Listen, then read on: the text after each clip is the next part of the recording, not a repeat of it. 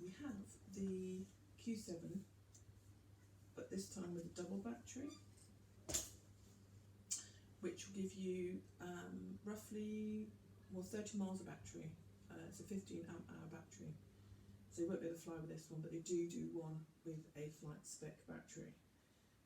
Right, so what I'm going to show you today is the connection, because all you've got is these little tiny nibs on your chair. Let's see if I can show you that a bit better. So this is all that's left on your chair. Right, so let me show you.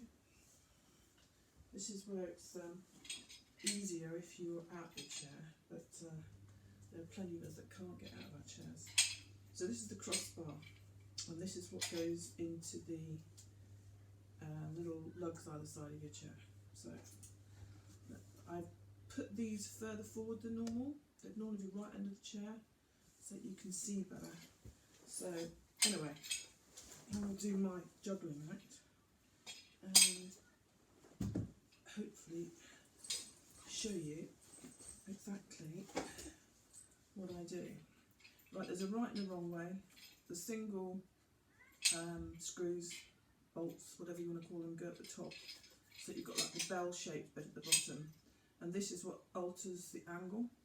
So depending on how high you want your casters off the floor, I'm quite happy with it's just ½ inch. Right, so you've got a little locking pin. It's a bit like the quick release wheels. You've got a quick release like a ball bearing. So that slots in, and then you put the little T-pin in. And obviously it's easier if you're out your chair because you can see that the holes are lined up. So little T-pin out. Okay, so there you go. And that's that. Hopefully you can just about see. Right, so that goes in. The other little T-pin goes in, and that's it. That is your crossbar. Right, okay, I will now show you the docking procedure. Okay, so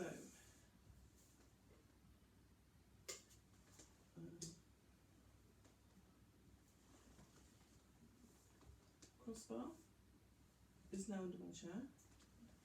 Basically,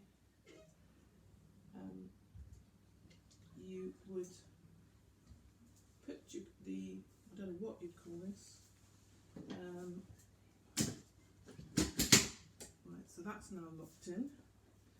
I'll show you the undocking in a bit. Right, okay. Straighten her up. Make sure she's in frame, otherwise you won't be seeing half the wheel. Right, so technically, it's this little hook here. There's two little bars. You've got two bits that join that. So you pull her under till the hook is in line with the top, and then you just, as long as the little locking pin is undone, and that's it, you're connected. If I show you the undocking, and then I'll go and do my little off-roady bit. So all you've got to do is push this lever forward.